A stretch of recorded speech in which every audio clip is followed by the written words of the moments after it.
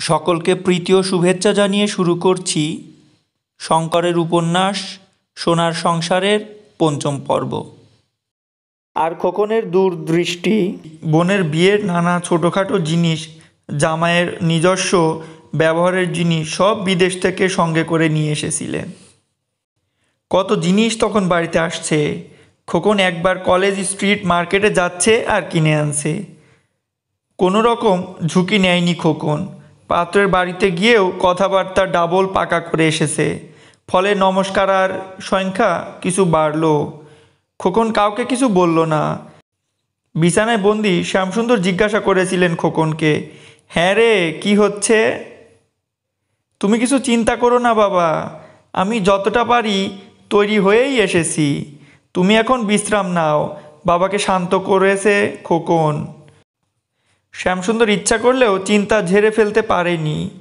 এই বিয়েতে যা টাকা খরচ হচ্ছে তা খোকনের মতো এইটুকু ছেলের পক্ষে বড্ড বেশি না? যতই বিদেশে কাজ করুক, কত টাকা আর সে সঞ্চয় করতে পারে? তাছাড়া শ্যামসুন্দরের মনে হয়েছে বিদেশ থেকে আনা টাকা বলে সবার যেন হাত দরাজ হয়ে পড়েছে। লতার শ্বশুরবাড়ি থেকেও লম্বা লম্বা অর্ডার দিতে সংকোচ বোধ করছে না। খোকনের সেই একই কথা, বাবা চিন্তা করো না। শ্যামসুন্দরের চিন্তা, ওইটুকু ছেলের ওপর সবাই অত চাপ দিলে শেষ পর্যন্ত কি হবে? কে যেন বলল, ও দেশে সোনা খুব সস্তা। অমল নিশ্চয় বোনদের জন্য অনেক সোনা নিয়ে এসেছে। শ্যামসুন্দরের মনে পড়ল এক সময় বর্মা সম্পর্কেও এরকম ধারণা ছিল। বার্মা ফেরত বাঙালিরা সোনা আর দামি পাথরেই বড়লোক হয়ে যেত। শ্যামসুন্দর বিরক্তভাবে গৃহিণীকে নির্দেশ দিয়েছেন, বলে দিও খোকন এক ভরি সোনাও আনেনি, সোনা আনা বেআইনি। খোকন যে দেশে থাকে সেটা সভ্য দেশ, সেখানে কোনো মেয়েরা সোনার গয়না নিয়ে হ্যাংলামো করে না। অতীতচারণা শেষ করে শ্যামসুন্দর আবার বর্তমানে ফিরে এলেন। বাড়ির সবাই এবার থিয়েটারে চলে গেল। এখন এই 5-3 বেচারাম ব্যানার্জি লেনে দুর্গপ্রহরী শ্যামসুন্দর। শ্যামসুন্দর আবার খোকনের নোট বইখানা হাতে নিয়ে নাড়াচাড়া করছেন। এদেশ থেকে যাবার আগের পর্যায়ে বেশ দুশ্চিন্তার মধ্যে ছিল খোকন। খোকন লিখেছে, প্রায় সবাই ভাবছে আমার মতো অর্ডিনারি মানুষের পক্ষে বিদেশে যাওয়া হবে না। বিদেশ যায় ডাক্তার, ইঞ্জিনিয়ার ও প্রফেসর। মিস্টার জ্যামিসনের ওই নিমন্ত্রণটা নিতান্তই মরীচিকা। শ্যামসুন্দর লক্ষ্য করলেন একমাত্র একজনের কাছেই উৎসাহ পেয়েছে খোকন। অনাদির মেয়েটা অনেক দিন বাংলার বাইরে মানুষ হয়েছে, ওর সাহস আছে। মুকুলিকা বলেছে, চেষ্টা করলে কি না হয় অমলদা। কয়েকজন সহায় সম্বলহীন লোক যদি একদিন ইউরোপ থেকে পাড়ি দিয়ে গোটা একটা মহাদেশের অধীশ্বর হতে পারে, তাহলে তোমার না পারার কি আছে? মুকুলিকের একটা কথা খোকন লিখে রেখেছে। কথাটা ভালো লাগলো শ্যামসুন্দরের। আমাদের মাটি বড় নরম অমলদা, আমরা চেষ্টা করবার আগেই হার স্বীকার করি। দূর থেকে অষ্টাদশ অশ্বারোহী দেখে পরাজয়ের শ্বেত পতাকা উড়িয়ে দিতে আমাদের তুলনা নেই। শ্যামসুন্দর ভাবছে আমেরিকার কথা। লক্ষ্মী ও সরস্বতীর আশীর্বাদধন্য ওই দেশে মানুষের আজও সম্মান রয়েছে, লিখেছে খোকন। মিস্টার জ্যামিসন বলছেন, আমি বুঝতে পারি না তোমরা এখনও উত্তর কেন। What is wrong with you? আমি শুনেছি ইন্ডিয়ানরা বেশ বুদ্ধিমান। এমন পরিশ্রমী মানুষ কম দেশেই দেখা যায়। তবু ইন্ডিয়াতে nothing is happening. What is wrong with you? এখানে কিছুই হচ্ছে না? কি ব্যাপার? আমি এসবের কারণ জানি না মিস্টার জ্যামিসন, কিন্তু আমি যদি একবার তোমাদের দেশে যেতে পারতাম। খোকন লিখেছে তার নোট বইতে। ডায়েরির পাতা উল্টে যাচ্ছে শ্যামসুন্দর। বেচারাম ব্যানার্জি লেনের বাড়িটা এমন খালি অনেক দিন হয়নি। নিজের ঘরে বসে এমন অখণ্ড অবসর ও স্বাধীনতাও পাননি শ্যামসুন্দর। খোকন খুব কষ্ট পেয়েছে। শ্যামসুন্দরের ধারণা ছিল এদেশ থেকে এরোপ্লেনের যাবার খরচটা সহজেই ব্যবস্থা হয়ে গিয়েছিল, কিন্তু নোট বইয়ের শেষ পাতাগুলো খোকনের কি চিন্তা। একটা এরোপ্লেন কোম্পানি কিছুটা ধারে টিকিট দেয়, কিন্তু পুরোটা নয়। অপুর বিয়ে দিয়ে বাবার হাতে যা টাকা আছে তা অতি সামান্য। 7 দিন একটা বড় অসুখের হাঙ্গামাও মিটবে না তাতে। মায়ের গহনাগুলোও নিঃশেষ। বাবার স্কুলের প্রভিডেন্ট ফান্ড থেকে ধারের টাকাটা ঠিক সময় আসেনি। বাবার কাছে এখন আমার বিদেশ বিলাসের কোনো মূল্য থাকতে পারে না। না, আমি কিছুতেই ওকে জ্বালাতন করতে পারি না। অথচ মুকুল কীরকম বোকা, ও বলে বাবা মায়ের কাছে বলতে বাধা কি? ভাই বোন বাবা মায়ের কথা ভেবেই তো অমলদা তুমি বিদেশ যেতে চাইছো। মুকুলের সাংসারিক পরিবেশ অন্যরকম, লিখেছেন খোকন। ওর মা নেই, ভাই বোনদের সংসার একা বাবাই কেমন জোরের সঙ্গে চালিয়ে যাচ্ছেন। অনাদি কাকু খুব লাকি, মাত্র 2টো মেয়ে এবং একটা ছেলে। এবং অনাদি কাকু ভালো চাকরি করে ব্রিটিশ ব্যাংকে। অফিসার নন, কিন্তু কাজে একটা সিরিসাদ আছে। মনমোহন মেমোরিয়াল স্কুলের মতো নয়। পুজোর সময়েও অনাদি কাকুর তেমন চিন্তা হয় না। মুকুল বলেছিল বাবা বোনাস পায়। ছোট সংসার, সুখী সংসার। মুকুলের বাড়িতে সব কিছুই আছে, কেবল মা ছাড়া। তাই মুকুল একটু কম বয়সেই হেড অব দ্য ফ্যামিলি মানসিকতা পেয়েছে। বাইরে কে যেন কড়া নাড়ছে। এরই মধ্যে কে ফিরল? ঝপ করে নোট বইটা বন্ধ করে দিলেন শ্যামসুন্দর। দরজা খুলেই খুব খুশি হলেন শ্যামসুন্দর। অনাদির মেয়ে মুকুল দাঁড়িয়ে আছে। একটা গোলাপি পাতলা মিলের শাড়ি পরেছে মুকুল। মুখের ঘাম এবং চোখের কোণের ক্লান্তি দেখলেই বোঝা যায় অফিস থেকে সোজা এখানে চলে এসেছে। সস্নেহে শ্যামসুন্দর আহ্বান করলেন, আয় মুকুল, কেমন আছিস? রাধা, অনু, বাবলু, মাসিমা এরা সব কই জানতে চায় মুকুলিকা। অপুদি, লতা, মনু, সোনা এরা এসেছে? এসেছে, সবাই এসেছে। তুই ভিতরে আয়, আহ্বান করলেন শ্যামসুন্দর। আজ আমার মাথাটা খুব ধরেছে মেসোমশাই, বোধহয় ইনফ্লুয়েঞ্জা আসছে, তাই অফিস থেকে চলে এলাম। বেশ করেছিস মুকুল। মনে মনে শ্যামসুন্দর বললেন, এই অফিস জায়গাটা ভগবান মেয়েদের জন্যে সৃষ্টি করেনি। শত কষ্টের মধ্যেও তাই মেয়েদের তিনি কাজে পাঠাবার কথা ভাবেননি। মুকুল তক্তাপোষের ওপর বসে পড়ল। আমি ভাবলাম জামাই ষষ্ঠীর দিন একসঙ্গে সকলকে দেখার চান্স ছাড়ব না। কেন ছাড়বে? সবাই তো এসেছে। আজ অনেক দিন পরে তোর বাবাও এসেছিল, গল্প করে গেল। আপনি কেমন আছেন মেসোমশাই? মিষ্টি প্রশ্ন করে মুকুলিকা। শ্যামসুন্দর শুধু বাবার বন্ধু নয়, মুকুলিকার প্রাক্তন প্রাইভেট টিউটরও বটে। ওর সাহায্য ছাড়া স্কুল ফাইনাল পাশ করাটা অত সহজ হতো না। ওই একটা কাজই ফ্রি করেছিলেন শ্যামসুন্দর। অনাদি তাকে টাকা দিতে চেয়েছিল, কিন্তু শ্যামসুন্দর রাজি হননি। কেমন আছেন? বেশ দুরূহ প্রশ্ন। একটা শব্দ ব্যবহার করার লোভ হলো শ্যামসুন্দরের। পেট্রোল অফ লাইফ থাকলে আমরা ভালোই থাকি। শ্যামসুন্দর লক্ষ্য করলেন মুকুলিকার মুখের ভাব একটু পাল্টে গেল। কথাটা বুঝতে এবং বোধ হয় চিনতে তার একটুও অসুবিধা হলো না। মেধাবিনী ছাত্রী ছিলেন মুকুলিকা। শ্যামসুন্দর যা নির্দেশ দিতেন তাই নিষ্ঠার সঙ্গে শুনত সে। বাল্মীকি, বেদব্যাস, বালজ্যাক সবই ওই পেট্রোলের কথা বলেছে, জানিস মুকুল? মুকুলিকা জানার চেষ্টা করেছে।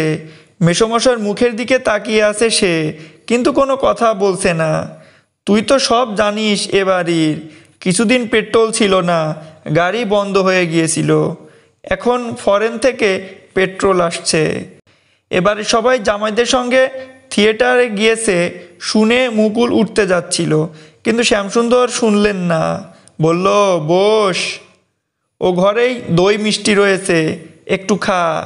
পরের মেয়েকে নিজের হাতে দই মিষ্টি নিতে হলো। বেচারাম ব্যানার্জি লেনের এটা এমন কিছু আশ্চর্য ব্যাপার নয়। এখানে প্রতিবেশীর মধ্যে আত্মীয়তা গড়ে উঠেছে। আপনি এত কী ভাবেন মেসোমশাই? দই খাওয়া শেষ করে সরল মনে জিজ্ঞাসা করছে মুকুলিকা। আগে সমস্ত সংসারের কথা ভাবতাম, এখন কেবল খোকনের কথা ভাবি। কি করে কোথায় থাকে, এই সংসারের জন্য ছেলেটা কত কষ্ট করে।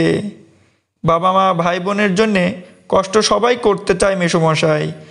মুকুলিকা শান্তভাবে উত্তর দেয়। আমাদের খোকন এক্সেপশনাল মুকুল। আজকাল যা শুনি। কি শুনেন মেসোমশাই? ভাই বোনদের দায়িত্ব নিতে হবে এই ভয়ে কম বয়সী ছেলেরা সংসার ছেড়ে পালাচ্ছে। নিজের সুখের জন্য বাবা মায়ের মুখের দিকে তারা তাকায় না। অনাদি বলছিল, তোর বাবা শুয়ে শুয়ে অনেক খবর রাখে। বাবার কথা কান দেবেন না, অসুখে ভুগে ভুগে বাবা ওই রকম হয়ে গিয়েছে। বাবার ধারণা পৃথিবীতে আর ভালো হবে না, আমাদের যা কিছু হবে খারাপই হবে। শ্যামসুন্দর তার আদরের প্রাক্তন ছাত্রীটির দিকে তাকালেন। এটা কিন্তু ভুল মুকুল, একসময় আমিও এই রকম ভাবতাম, কিন্তু এখন আমি দেখছি পৃথিবীতে অনেকের ক্রমশ ভালো হচ্ছে। কত গরিব পরিশ্রম করে মাথা কাটিয়ে বড়লোক হচ্ছে। একমাত্র আমেরিকায় কোটিপতির সংখ্যা 5 লাখ। খোকনের চিঠিতে এসব জানতে পারি। খোকনের চিঠি? মুকুলকে যেন একটু থমকে দাঁড়ালো। চিঠি আসে রেগুলার, মাঝে মাঝে নিয়মিত আসে, তারপর হঠাৎ চিঠি আসা কমে যায়। তখন কেবল চেক আসে, সঙ্গে চিঠি থাকে না।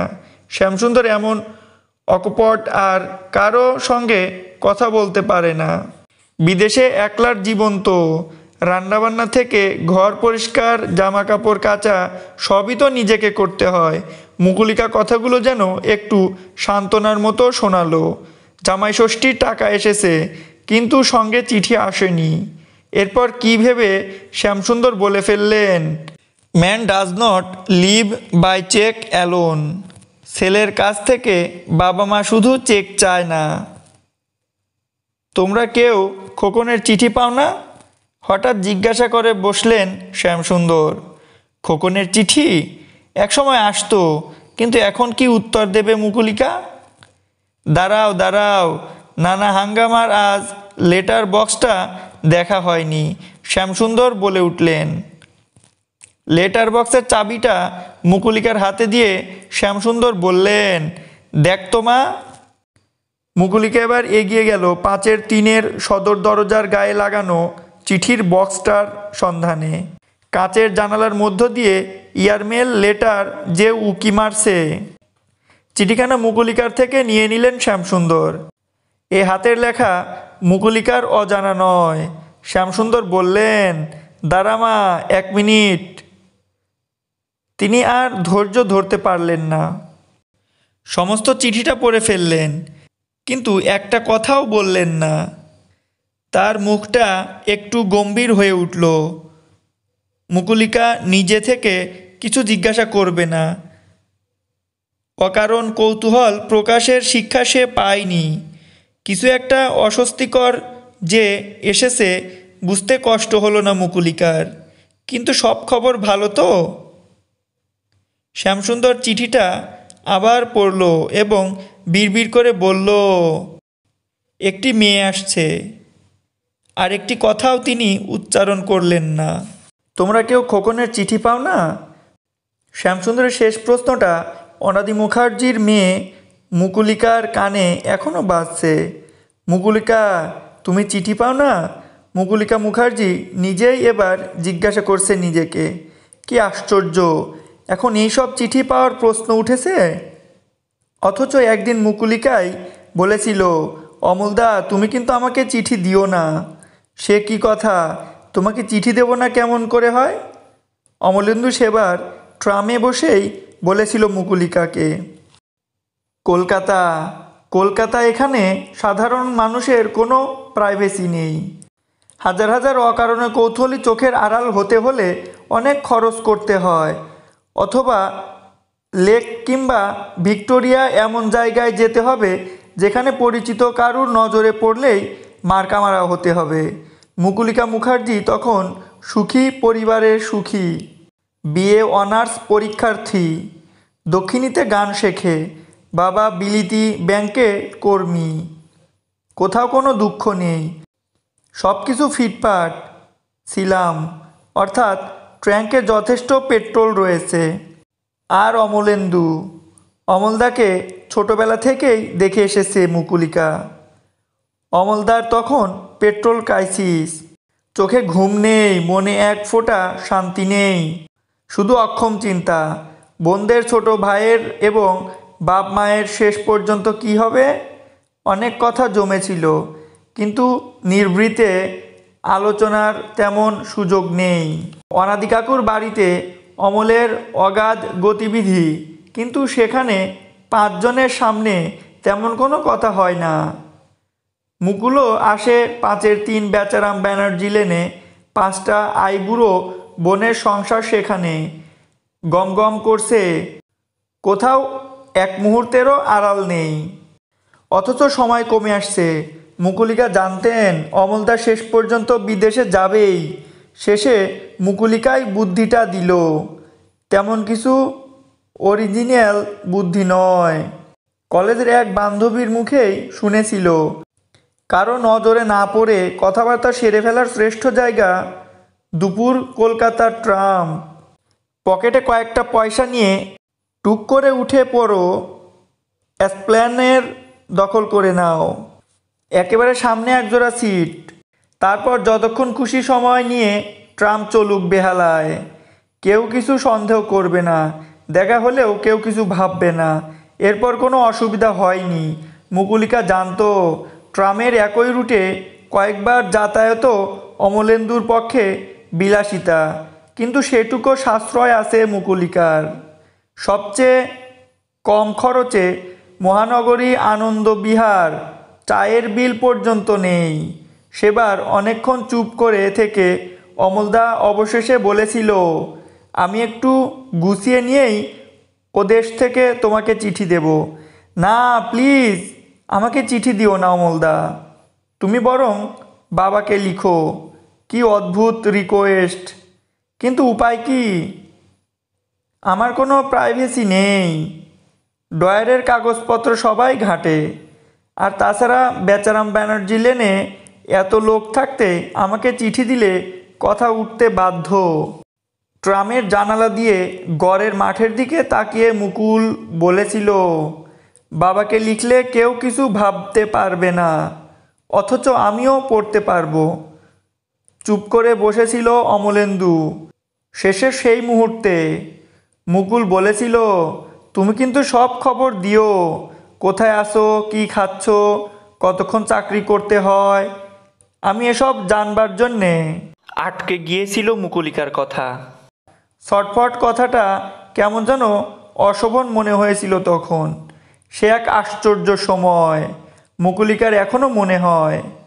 অমলদাকে, এই চক্রবর্তী পরিবারকে যতই দেখছে ততই ভালো লেগেছে মুকুলিকার। তখন পর্বতের আড়ালে রয়েছে মুকুলিকা। খাওয়া দাওয়া, সিনেমা দেখা, কোনো কিছুই অসুবিধা নেই। তখন প্রতি মাসে গানের এলপি রেকর্ড কিনত মুকুলিকা।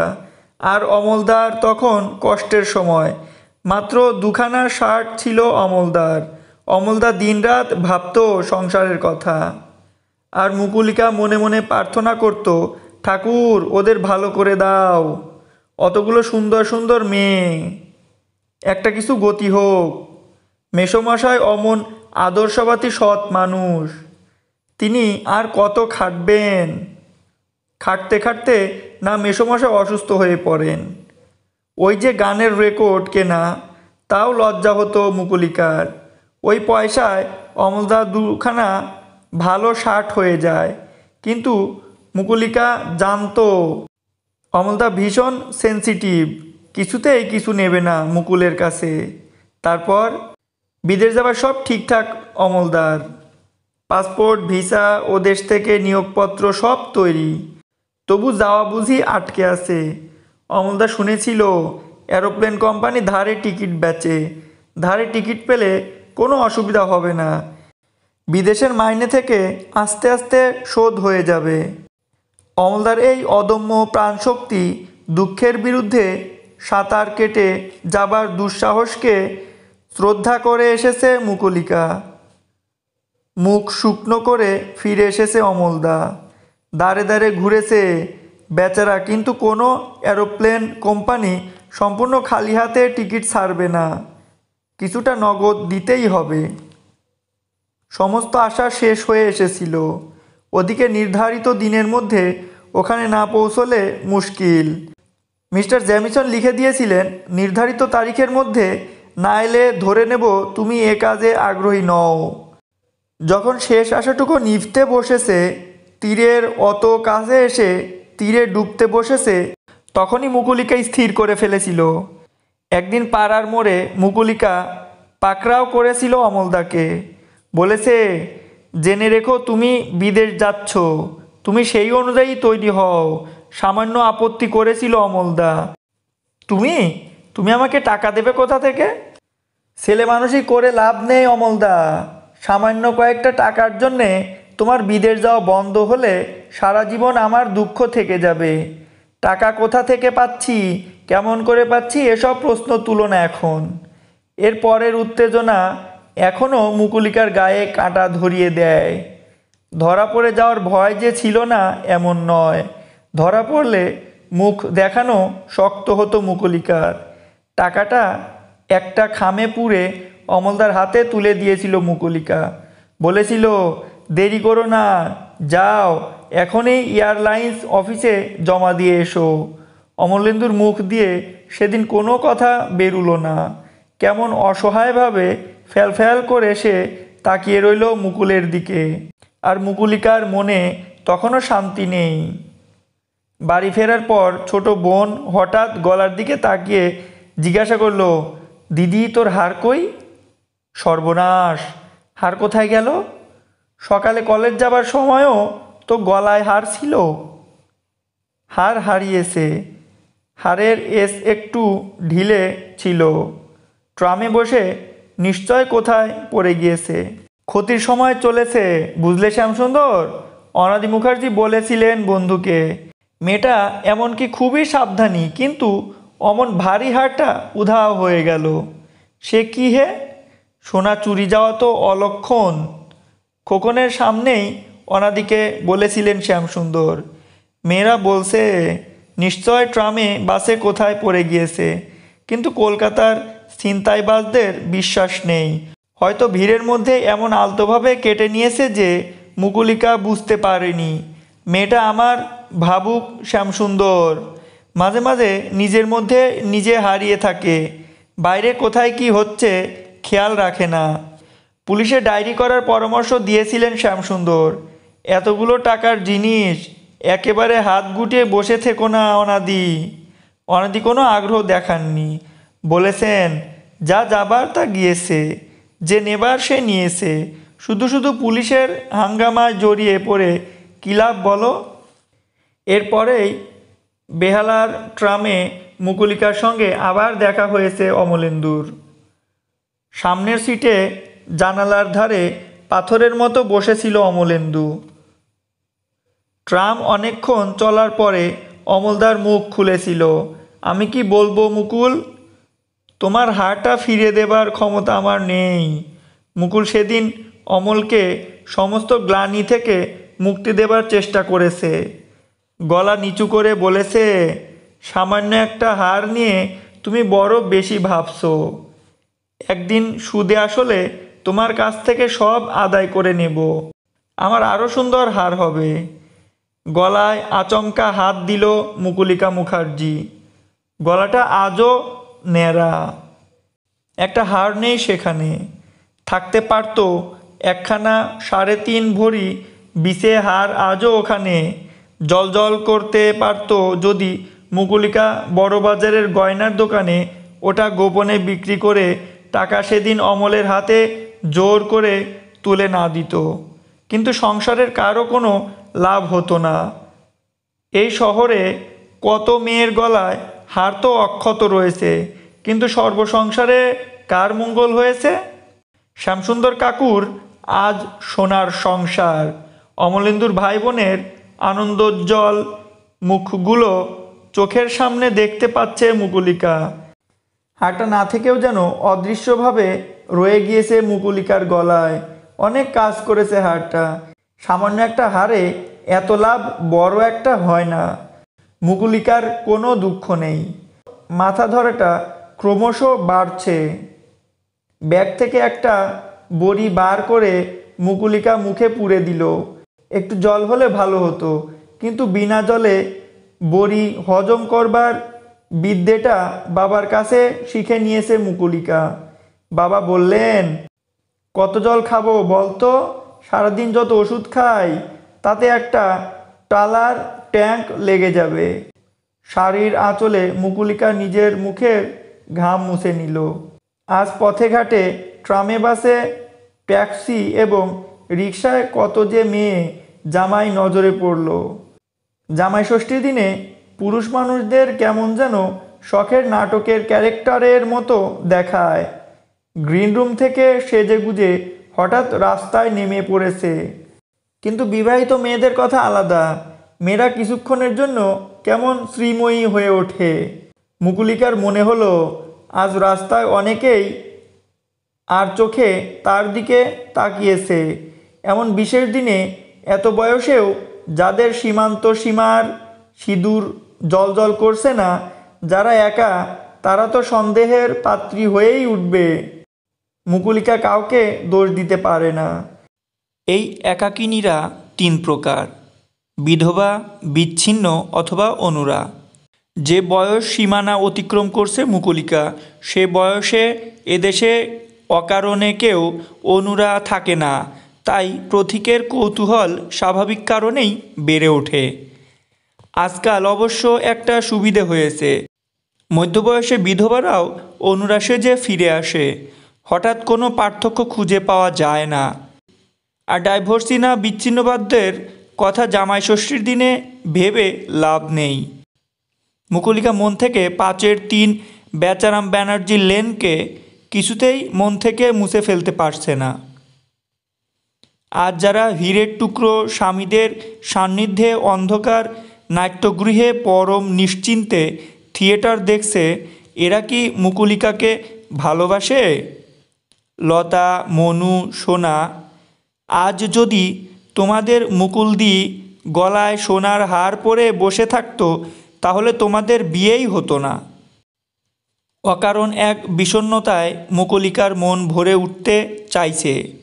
ইচ্ছে করছে কারো ওপর খুব রাগ করতে, কার ওপর সমস্ত দুর্ভাগ্যের বোঝা চাপিয়ে দিয়ে কাউকে দায়ী করে নিজেকে একটু হালকা করতে। কার ওপর দোষ চাপাবে মুকুলিকা? বাবা। ছোটবেলায় স্কুলের অঙ্ক না মিললে বাবার ওপর রাগ করত মুকুলিকা। বাবাও বিনা প্রতিবাদে অপরাধ মেনে নিতেন। আর আজ তিনি বিকল দেহটা নিয়েই জীবন মৃত্যুর সীমানায় ক্যাম্প ফেলেছে। অপগণ্ডু ভাইটা। শিক্ষিত বেকার স্কিনে একখানা মিনিবাস পারমিট বার করবার জন্যে সে উঠে পড়ে লেগেছে, কিন্তু তার মতিগতি মোটেই ভালো নয়। ওই প্রীতম সিংয়ের খপ্পরে পড়ে শেষ পর্যন্ত ও কোথায় যাবে মুকুলিকা এখনও জানে না। তুমি যেখানে খুশি যাও, কিন্তু বোনটার জন্যে দুশ্চিন্তা হয় মুকুলিকার। বেবিটা কোন সাহসে প্রীতম সিংয়ের স্কুটারের পিছনে ওইভাবে ঘুরে বেড়ায়? না, বাড়িতে কারো ওপর রাগ করবে না মুকুলিকা। রাগ করবার মতো ওখানে কেউ নেই। অনেকক্ষণ চেষ্টার পরে চোখের ভিডিও চেপে একটা মুখ ধরা পড়ছে এবার। বুকের নব ঘুরিয়ে ঘুরিয়ে অমলেন্দুর মুখটা পর্যায় যতখানি সমস্ত স্পষ্ট করে নিচ্ছে মুকুলিকা। অমলদা, বিশ্ব সংসারে আজ তোমার প্রশংসা। ভাগ্যের কৃতদাসত্ব স্বীকার করে তুমি আর 5 জনের মতো পরাজয় মেনে নাওনি। তোমার পুরস্কার জয়ী হয়েছে। বাবাও তোমার প্রশংসা করতেন, ধন্য শ্যামসুন্দরের ছেলে। ওইভাবে বেচারাম ব্যানার্জি লেনের পাঁচিল টপকিয়ে বাইরে পালাতে কয়জন পারে? ইংরেজি গো বলো আর আমাদের গো বলো, ওর দুইই আছে। ওর গুণের সীমা নেই। আমি শুনতাম, আমার ভালো লাগতো। কিন্তু তারপর যখন ওই একই সঙ্গে বাবা বলতেন, আমি সোনার সংসারে মুকুলের বিয়ে দেব, ছোট সংসারই সুখী সংসার, তখন অস্বস্তি বোধ করতাম। অমলদা, বিদেশ থেকে পাঠানো বাবার নামে তোমার সেই প্রথম চিঠিটা, প্রতিটা শব্দ আজও আমি মুখস্থ বলে যেতে পারি। কমা ফুল স্টপ বাদ যাবে না। পরম পূজনীয় কাকাবাবু, অবশেষে অনেক ছোটোখাটো অ্যাডভেঞ্চারের বেড়া ডিঙিয়ে নিউ ইয়র্ক বিমানবন্দর পৌঁছানো গিয়াছে। এ এক অভিজ্ঞতা, যেন অদম্য খেয়ালের বশে মর্তলোকের সীমানা ছাড়িয়ে কোনো এক চন্দ্রলোকে যাত্রা শুরু করেছি। পথের শেষে কোনো দিন পৌঁছব কিনা তাও সংশয়। স্বভাবতই বাড়ির কথা, আপনাদের কথা সারাক্ষণ মনে পড়ছিল। সামনে এখনও ভাগ্যের নানা পরীক্ষা। কোনো রকম সাময়িক আশ্রয় ও আহারের সমস্যা সমাধান হয়েছে, কিন্তু কেবল নিজের খাওয়া পড়া জোটানোর জন্যে কেউ তো এদেশে আসে না। এদেশের বিচিত্র কর্মযজ্ঞ, এদের অফুরন্ত প্রাণশক্তি, এদের যৌবন জয়টিকার কথা আপনি তো অনেক শুনেছেন। এসবের মুখোমুখি হবার আগেই বেচারাম ব্যানার্জি লেনের এক স্বপ্নালোক বলে মনে হতে শুরু করেছে। এক একদিন রাত্রে হঠাৎ মনে হয়, আমেরিকার এই জীবন যদি সুখ স্বপ্ন হয়, তাহলে বেচারাম ব্যানার্জি লেনেও এক রূপকথার রাজপুরী। সুখে দুঃখে হাসি কান্নায় ভালোবাসার স্বর্গলোক যে পৃথিবীতে বেশি নেই, তা বুঝতেও মানুষকে 7 সাগরে 13 নদী পাড়ে আসতে হয়। সারাক্ষণই কেন আপনাদের কথা মনে হয় বলুন তো? আপনি আমার প্রণাম জানবেন, মুকুলিকা এবং সবাইকে আমার কথা বলবেন। ইতি অমলেন্দু। বাবা বলেছিলেন, ভেরি অ্যাফেকশনেট লেটার। ভাই বোন বাবা মার সঙ্গে আমাদের কথাও মনে রেখেছে। আমি চিঠিটা অনেকবার পড়েছি। আমার বুঝতে অসুবিধা হয়নি। আমাকেই লিখেছো তুমি অমলদা। তুমি নিশ্চয় নতুন হাওয়া ভাবতে শিখেছ। ভারতবর্ষ কি অদ্ভুত দেশ! নিজের ইচ্ছে মতো একজনকে একখানা চিঠি লেখার স্বাধীনতাও সেখানে নেই। আমার মা নেই, তাই অন্য অনেক মেয়ের তুলনায় আমি স্বাধীন ছিলাম। কিন্তু তবু তুমি যে ওইভাবে চিঠি লিখলে, কেউ কিছু বুঝলো না। ওই ভালো, ওই ভালো। আমার তো বুঝতে কোনো অসুবিধা হয়নি তুমি আমার কথা নিরন্তর ভেবেছো। আমি তো তোমাকে চিনি না এমন নয়। আমি তো আন্দাজ করে নিতে পারি আমার দেওয়া সামান্য কয়েকটা টাকা তোমার মনকে কতখানি ভারী করে রেখেছে। কিন্তু কৃতজ্ঞতার প্রকাশ আমার কোনো দিনই ভালো লাগে না অমলদা। যেখানে নগদ বিদায়ের সম্পর্ক, যেখানে করাক্রান্তি হিসাবের স্বার্থপরতা, সেখানে কৃতজ্ঞতার সুদ কষা প্রয়োজন হয়। আমি তো ওসব ভুলতে চাই। বাবা তো বলেছিলেন, তুই বরং একটা ব্রোঞ্জের হার করে নে। আমি রাজি হইনি।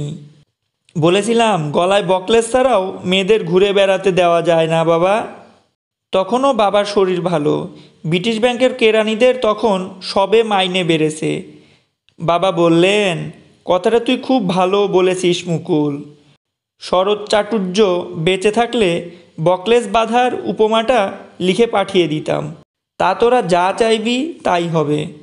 তারপর অমলদা, মাঝে মাঝে আরও কয়েকটা চিঠি এসেছে তোমার।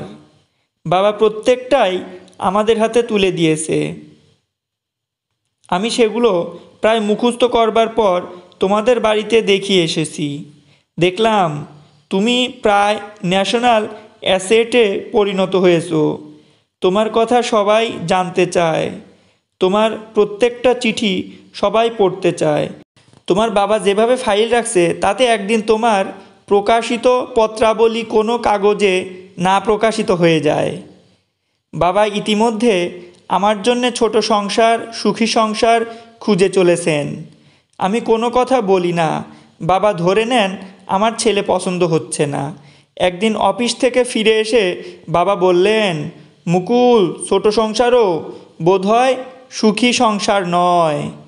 আমাদের অফিসের মুকুন্দবাবুর একটু মাথায় গোলমাল হয়েছে। আজ আচমকা অফিসে এসে কীর্তনের সুরে গাইতে লাগলেন, সংসার যেন দিশি আমরা, ভিতরে আটি আর বাইরে চামড়া। গানটা বাবার বড় প্রিয় হয়ে উঠল। প্রথমে রসিকতা করে প্রায়ই গাইতেন, এখনও গাইছেন গানটা বাবা, তবে রসিকতা নেই। বোধহয় তোমাকেও গানটা লিখে পাঠিয়েছিলেন, না হলে তুমি লিখবে কেন? এখানে কেউ এই গানের মর্মার্থ উপভোগ করছে না। দিশি সংসারই কি দিশি আমরার মতন? আটিভিন মিষ্টি ফলের গাছ পুঁততে তো আপত্তি নেই। তারপর সেবার কতদিন পরে তুমি দেশে ফিরলে। তোমাকে দেখবার জন্যে মনটা ছটফট করছিল। একবার ভেবেছিলাম তুমি যখন আসবে তখন মেসোমশাইয়ের ঘরে গিয়ে বসে থাকব, কিন্তু তখন অনেক পরিবর্তন এসেছে। আমাদের বাড়িতে বসে তুমি একদিন মহাভারত থেকে পড়ে শুনিয়েছিলে, হে কৌতন্যায়, ইহলোকে সকলেই সুখের পরে দুঃখ ও দুঃখের পর সুখ ভোগ করিয়া থাকে। সুখ বা দুঃখ, প্রিয় বা অপ্রিয় যাহা উপস্থিত হউক না কেন, অনুকূল চিত্তে তাহা অনুভব করাই সপ্তভাবে বিধেয়। আমার সঙ্গে অবশেষে তোমার দেখা হলো। আমি দেখলাম তুমি সত্যিই কিছু পাল্টাওনি। তোমার চুলগুলো একটু ছোট হয়েছে, তোমার গায়ের রং ঠিক সেই রকমই বাদামি আছে। তুমি রোগাও হওনি। প্রতিদিনের কর্মভার ও ডিসিপ্লিন তোমার উজ্জ্বলতা বাড়িয়েছে, তোমাকে আরও তীক্ষ্ণ করে তুলেছে। তুমি আমার দিকে তাকালে, 2.5 বছর পরে হঠাৎ অস্বস্তি বোধ করতে লাগলাম। আমি তোমার জন্যে বিশেষভাবে তৈরি হইনি। তোমার 27 বছরের চোখ আমার দেহকে নিরীক্ষণ করছে, আমার সমস্ত শরীর শিরশির করছে। কাছাকাছি কেউ ছিল না। তুমি হঠাৎ বলে বসলে, তুমি অনেক সুন্দর হয়েছো মুকুল। আমি ঠিক এমন প্রশান্তির জন্য প্রস্তুত ছিলাম না। তুমি যে স্বাধীন দেশের স্বাধীন আবহাওয়ায় অনেক স্বাধীন হয়েছো, মনের সব কথা সব সময় চেপে রাখবার বদ অভ্যাস যে তুমি কাটাতে শিখেছো, তা আমার ভালো লাগলো। আমি কি উত্তর দেব? মনের সমস্ত দ্বার বন্ধের প্রাণপণ চেষ্টা করলাম। ও দেশের মেয়ে হলে তোমাকে কি বলতো তা উপন্যাস পড়ে আমার জানতে বাকি নেই। আমার বলা উচিত ছিল, থ্যাংক ইউ হানি। আমি তার বদলে জিজ্ঞাসা করে বসলাম, চুলে তেল দাও না? কেউ দেয় না। ও দেশে চুল কাটাও বিলাসিতা। একবারের চুল ছাটা এখানে অনেকের 1 মাসের বাজার খরচ। মাথাটা নিচু করে আমার সান্নিধ্যে এসে তুমি বললে, এই দেখো না 150 টাকার শার্ট। টাকাটা বাঁচাবার জন্যে অনেকের বউ অথবা গার্লফ্রেন্ড শার্ট দিয়ে দেয় বাড়িতে। বরের টাকা বাঁচাবার জন্যে নাপিতেনির কাজ করতে পারবে না। বোনের বিয়ে নিয়ে তোমাকে কতখানি ব্যস্ত থাকতে হবে 5-3 বেচারাম ব্যানার্জি লেন থেকে, তা আমার জানা হয়ে গিয়েছে। তবু একবার যেন কিছুক্ষণের কথাবার্তার জন্যে তুমি এবং আমি দুজনেই উদ্গ্রীব হয়ে উঠেছি। কয়েকটা দিন ঝড়ের মতো কেটে গেল। তোমাদের বাড়িতে আমার বাবার বৈঠকখানার দুজনের কতবার দেখা হলো, কিন্তু ভিড়ের মধ্যে। বোনের বিয়ের ব্যাপারে তুমি আমাকেও জড়িয়ে নিলে। মেয়ে বরযাত্রীদের তদারকিতে জল দেওয়া, পান দেওয়া, আমি তোমার পাশাপাশিই রইলাম। বিয়ের দিন রাত্রে মানুষই যখন পাকামি করলো, তখন তুমি কাছেই দাঁড়িয়েছিলে। মুকুলদি, তোমাকে গ্র্যান্ড দেখাচ্ছে, যে দেখবে সেই মজবে। মানুষই একটা আমেরিকান নাইলন শাড়ি পরেছিল। ঝপ করে বলে বসলাম, তোমার দাদা তো আমাদের জন্য শাড়ি আনেনি, তাহলে আরও ভালো দেখাতো। কথাটা তোমার কানে পৌঁছলো। একটু পরেই সুযোগ বুঝে তুমি চুপি চুপি বললে, এনেছিলাম একখানা, কিভাবে দেব, দিয়ে তোমাকে বিপদে ফেলবো কি না ভাবতে ভাবতেই হঠাৎ হাতছাড়া হয়ে গেল। লতা বলল, এ কাপড়টাও আমি নিচ্ছি দাদা। আমার ব্যাগের কোনো চাবি নেই, প্রাইভেসিও নেই। বৌভাতের পরের দিনই এসপ্ল্যানেডের ট্রাম্প গুমটিতে আবার দেখা হলো তোমার সঙ্গে। তুমি জিজ্ঞাসা করলে কোথায় যাওয়া যায়। তুমি যেখানে আমাকে নিয়ে যাবে হঠাৎ বলে ফেললাম, নিজেকে সংযত রাখতে পারলাম না। আর তুমিও হাসলে, ওইভাবে ব্ল্যাক চেক দিও না, আমেরিকায় নিয়েও চলে যেতে পারি। তারপর আমরা সেই বেহালা ট্রামের পুরনো সিটটা দখল করে বসেছি। আমি জানতাম না তুমি পরের দিনই চলে যাচ্ছ। গ্রহ নক্ষত্রের ব্যাপারেও বটে। আবার একমাত্র তোমাকে বলতেও লজ্জা নেই। আমার পক্ষে ভালো বটে, সঙ্গে যত ডলার ছিল সব শেষ হয়ে এসেছে। তোমার মুখের দিকে আমি তাকিয়ে আছি, মুখে হাসি ফোটাবার চেষ্টা করছি। আমার কানের কাছে মুখ এনে তুমি চুপি চুপি বললে, পেট্রোল অফ লাইফ। মনে আছে, তোমার কাছেই প্রথম শুনেছিলাম, ওখানেও চালু করে দিয়েছি। সবাই খুব তারিফ করে তোমার কথাটা। আমার কথা নয়, ফরাসি ঔপন্যাসিক বেলজ্যাকের কথা। তুমি মানতে চাইলে না। বেলজ্যাককে আমি চিনি না, কী পরিস্থিতিতে কথাটা তিনি বলেছিলেন তাও জানি না। আমার কাছে তুমি ওর স্রষ্টা। আমি জানি অপরিচিত পরিবেশে নিঃসঙ্গ তুমি সহায় সচ্ছলহীন অবস্থায় দিনের পর দিন সংগ্রাম করেছো। তোমার সেসব কষ্টের কিছু কিছু বিবরণ কানে এসেছে। আমি কষ্ট পেয়েছি, ঈশ্বর তোমাকে এইসব পরীক্ষার মধ্যে ফেলেছেন বলে। কিন্তু সব ভালো যার শেষ ভালো। তুমি বিজয়ী হয়েছো, তুমি ফিরে এসেছো বোনের বিয়ের টাকা সংগ্রহ করে, আবার ফিরে চলেছো নিঃস্ব হয়ে। বেহালায় পাক্ষে ট্রাম আবার মাঝেরহাট ব্রিজ পেরিয়ে আলিপুরে নেমে এসেছে। আমি আর চোখে দেখে নিয়েছি গাড়িতে চেনা জানা লোক নেই। আমাদের ঠিক পিছনের সিটে এক বৃদ্ধ শিখ দম্পতি বসে আছেন উদাস হয়ে। আমি একটু স্বস্তি পেলাম। কোনো বাঙালি বসে থাকলে বেশ জড়তা আসতো, অথচ এখন সেসব নেই। ভাষার কি মাহাত্ম্য! মুখ দেখে বুঝলাম তুমি কি একটা বলবার জন্যে ছটফট করছো। বললাম, তুমি কীর্তি পুরুষ এখন, যদি কিছু বলতে ইচ্ছে হয়। তুমি তখন আমার সেই হাড়টুকুর কথা তুললে। সে তো কবে কোন ট্রামে হারিয়ে গিয়েছে, সবাই মেনে নিয়েছে। আমি বললাম, আমার খুব ভয় হয়েছিল তুমি অযথা আমার জন্যে একটা বেপরোয়া কাজ করে ফেললে। 2 বছরের দূরত্বও তোমার অন্যায় বোধকে দুর্বল করেনি, সবাই ভুলে গিয়েছে। আমি শান্তভাবে উত্তর দিলাম, আমি তো ভুলতে পারবো না। একটু উৎসুক করছিলে তুমি। ভাবগতিক দেখে আমার ভয় হলো, তুমি ওটা ফেরত দেবার মতলব করছো না তো? আমি সঙ্গে সঙ্গে বললাম, যা হারিয়ে গিয়েছে তাই এতদিন পরে ফিরে পাওয়া খুব খারাপ। না মুকুল, যা নিয়েছি, যার উপর আমি এবং আমার বাড়ির সবাই দাঁড়িয়ে আছি, তা তোমাকে ফেরত দেবার স্পর্ধাও আমার নেই। তুমি স্বীকার করলে। তুমি এবার আমার মুখের দিকে ভালোভাবে তাকালে এবং বোধহয় আমার মনের সব কথা বুঝে ফেললে। তুমি নিশ্চয় শুনেছো, আমার বিয়ে দেবার জন্য বাবা ব্যস্ত হয়ে উঠেছেন।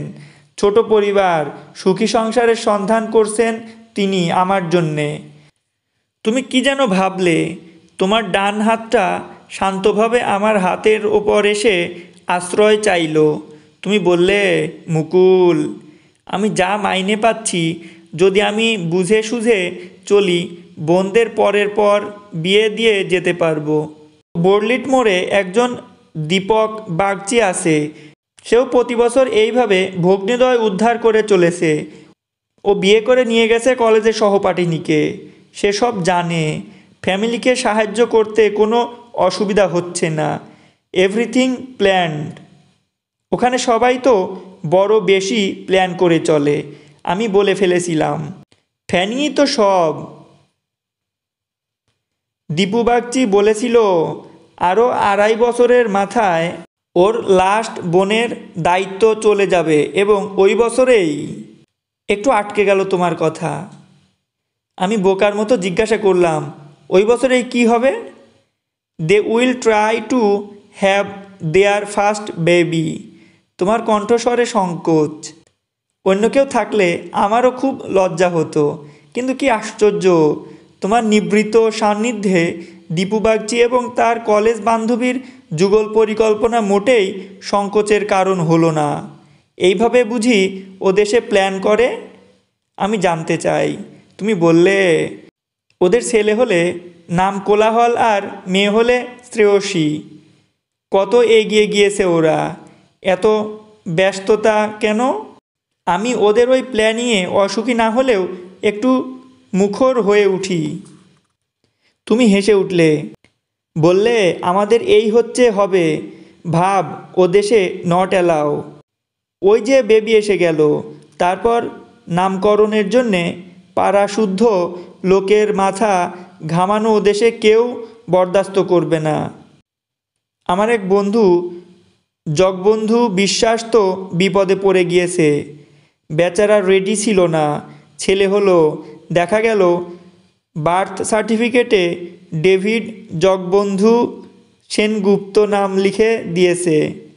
ম্যাটার্নিটি হাসপাতালের মেট্রন খুব বকুনি লাগালো, তোমরা এর থেকে ভালো কিছু ডিজার্ভ করো না। বেবি আসছে তা নিশ্চয় আজকে খবর পাওনি। এতদিনেও যখন সন্তানের নাম ঠিক করতে পারোনি, তখন নার্সের যা ভালো মনে হয়েছে তাই লিখে দিয়েছে। বেহালা ট্রাম ততক্ষণ নানা পথ ঘুরে অ্যাসপ্যানেডে ফিরে এসেছে। আমি আর তুমি তখন আগাম প্ল্যানিংয়ের নেশায় পড়ে গিয়েছি। আমি দেখছি। আমার পরনে লাল শাড়ি, সীমান্তে লাল সিঁদুর। আমি নিউ ইয়র্কের কেনেডি এয়ারপোর্টে তোমার হাত ধরে দাঁড়িয়ে আছি। আমাদের কিছু দেনা আছে। তোমার বোনদের বিয়েগুলো টপ টপ দিতে হবে। দীপু বাগচির বউয়ের কথা সব জেনে নিয়েছি। ননদের বিয়ের টাকাটা তাড়াতাড়ি জমানোর জন্য সেও কাজে ঢুকে পড়েছে। ওর প্ল্যানিংয়ের থেকেও এগিয়ে যেতে চায়। আমি বলছি তোমাকে, দীপু বাগচির ওয়াইফ যদি চাকরি করতে পারে, তাহলে why not Mukulika Chakraborty? Catch করে আচমকা ব্রেক করলো ট্রামটা। সামনে একটা লোক পড়ে গিয়েছে। লোকটা পা বোধহয় গিয়েছে। আমরা নেমে পড়লাম। তোমার মনে আছে? তোমার বোধহয় একটা ছোট বেল ফলের মালা কিনে দেবার ইচ্ছা ছিল। একটা ছোড়া কয়েকবার তোমাকে ফুল কিনতে বলছিল, কিন্তু ওই মাঝবয়সী অফিস ফেরত লোকটির রক্ত তোমার এবং আমার মুড নষ্ট করে দিল। তুমি নিজের মনেই বললে, মানুষের বড় কষ্ট, বড় অপমান এখানে। মানুষ এখানে তিলে তিলে পশু হয়ে উঠেছে। আমি মনে মনে ঈশ্বরকে ধন্যবাদ জানালাম। হে ঈশ্বর, আমাদের ছোট সংসার, সুখী সংসার। আমার বাবা ব্যাংকে চাকরি করেন। আমাদের ভাই বোনদের কোনো অভাব নেই। সিনেমা দেখে গানের রেকর্ড পছন্দ করে মাঝে মাঝে শাড়ি কিনে মায় বাবার সঙ্গে পুড়ে বেরিয়ে এসেও আমাদের বেশ ভালোভাবে চলে যাচ্ছে। বুকের মধ্যে একটা অপূর্ণতা ছিল, তাও আজ আমরা আগাম প্ল্যানিং করে নিয়েছি। দীপু বাগচি এবং সুতপর্ণা বাগচির যা পারে অমলেন্দু ও মুকুলিকাও তা পারবে। বেহালার ট্রামে ঘুরে আসার কয়েক ঘন্টা পরেই তুমি বেচারাম ব্যানার্জি লেন ছেড়ে মাঝরাতের বোয়িং 707 ধরতে দমদমে চলে গেলে। আর পরের দিন দুপুরেই শুরু হলো আমার নতুন অধ্যায়। সুস্থ সবল বাবা মাছের ঝোল ভাত খেয়ে সকালে অফিসে গেলেন। দুপুরে আমি তখন সোফায় গা এলিয়ে দিয়ে রবীন্দ্রসঙ্গীত শুনছি। এমন সময় বাড়ির দরজায় গাড়ি থামবার আওয়াজ। একটা চেয়ারে আধশোয়ানো অবস্থায় ওরা বাবাকে ফিরিয়ে নিয়ে এলো। বাবা অফিসে অজ্ঞান হয়ে গিয়েছিল। বুকে ব্যথা ছিল। অফিসের বন্ধুরা হাসপাতাল নিয়ে যেতে চেয়েছিল, কিন্তু আমার বাবা রাজি হননি। আধশোয়ানো অবস্থায় তিনি বলেছেন, বাড়িতে আমার মেয়েরা আছে, আমি হাসপাতালে যাব না। তুমি একদিন বলেছিলে, বাঙালি মধ্যবিত্তদের পয়সা ময়রার এবং গরিবের পয়সা ডাক্তারেরা শেষ করে, কিন্তু যে মধ্যবিত্ত মিষ্টি খায় না তার জন্য বৈদ্যরা প্রস্তুত হয়ে আছেন। বাবা হাসপাতালে যাবেন না, বললেন শেষের মুহূর্তে তোমরা কেউ কাছে থাকবে না, কাউকে কিছু বলতে পারবো না। বড়জোর দূরে একটা ওয়ার্ড বয় দাঁড়িয়ে থাকবে, সেও তাকিয়ে দেখবে না। আমি মানুষের মতো মরতে চাই। তারই রোজগারের টাকা, আমাদের বলবার কিছু নেই। যে টাকা মেয়েদের বিয়ের জন্য প্ল্যান করে সরিয়ে রেখেছিলেন তাই আস্তে আস্তে সরে যেতে লাগলো। এএমডি, এমআর, সিপি, এমবিবিএসদের সঙ্গে মানিব্যাগে এবং ওষুধ কোম্পানির ব্যালান্স শিটে। কাউকে কিছু বলা চলবে না, ওষুধ কোম্পানি শুনিয়ে দেবে। রোগটা তো ওষুধে সারে, কিন্তু রোগীর মোট খরচের কতটুকু পাই আমরা? ডাক্তাররা চোখ রাঙিয়েই আসেন। বিদেশের দিকে তাকিয়ে দেখো, আমরা বিদ্যের তুলনায় কিছুই পাই না। স্বদেশের উকিলদের দিকে, চার্টার্ড অ্যাকাউন্টেন্টদের দিকে, বিজনেসের দিকেও তাকাও, বুঝবে ডাক্তারদের কত অল্পের সন্তুষ্ট থাকতে হয়। কেউ হয়তো মিথ্যে বলছেন না, কিন্তু মোদ্দা কথা, 25 বছর ধরে বাবা তিলে তিলে যা জমিয়েছিলেন 18 মাসে তা কোথায় হারিয়ে গেল? এ সংসারে যারা সঞ্চয় ভাঙিয়ে খায় তারাই সবচেয়ে অভাগা। তাদের সর্বনাশ করবার জন্যে গভর্নমেন্ট থেকে আরম্ভ করে দেশের সবাই উঠে পড়ে লেগেছে। না হলে ইনফ্লুয়েন্সন নিয়ে কারো মাথা ব্যথা নেই কেন? অসুস্থ অবস্থায় বাবা বলতেন, আমি অত শত বুঝি না, তুমি তোমার প্ল্যানিং অনুযায়ী চলেছো। সেজ বোনের বিয়েটা কেমন অক্লেশে ঠিক 2 বছরের মাথায় ব্যবস্থা করে ফেললে। সবাই আশা করেছিল তুমি আসবে, কিন্তু লাস্ট মোমেন্টে খবর এলো তুমি আসবে না, হয়তো ছুটি পাওনি। তার বদলে বাল্টিমোরের দীপু বাগচি সেবার আমার সঙ্গে প্রাইভেটলি দেখা করতে এলো। তোমারই নির্দেশে আমার কাছে এসেছে দীপু বাগচি। ভগবান জানেন কি বলেছো তুমি ওকে। অমলদা কি ছুটি ফেলেন না? আমি চায়ের দোকানে বসে ভদ্রতা রক্ষা করে জিজ্ঞাসা করলাম। একটু হাসলো ইয়ং দীপু বাগচি। আপনাকে বলতে বাধা নেই। কিছু টাকা বাঁচাবার চেষ্টা করলো অমলেন্দু। আশা মানেই আরও 10-12 হাজার টাকা নষ্ট। বোনের বিয়েতে যা দরকার তা হলো টাকা, নটভাইয়ের ব্যক্তিগত উপস্থিতি। কিছু টাকা যে লোক নিতে পারতো না তা নয়, কিন্তু তার মানে পিছিয়ে যাওয়া। অ্যাকর্ডিং টু প্ল্যান এগিয়ে যাচ্ছে অমলেন্দু, বুঝতেই পারছেন। একটু মিষ্টি হেসেছিল দীপু বাগচি অফ বল্টিমোর, ইউএসএ। একটা অদম্য কৌতূহল চেপে ধরেছিল আমাকে। আমি হঠাৎ জিজ্ঞাসা করে বসলাম, আপনার খবর কি? বোনের বিয়ের রেস তো একটু চেষ্টা করে 2.5 বছরের জায়গায় 2 বছরেই জোগাড় করে ফেললাম। ভগবানের ইচ্ছা এবার সব কাজ হয়ে গেল। দীপু বাগচি উত্তর দিল। মিসেস বাগচি কেমন? আমি জিজ্ঞাসা না করে পারলাম না। ওর শরীরটা একটু, যে জন্য আমার ছোট বোনের বিয়েতে এলো না।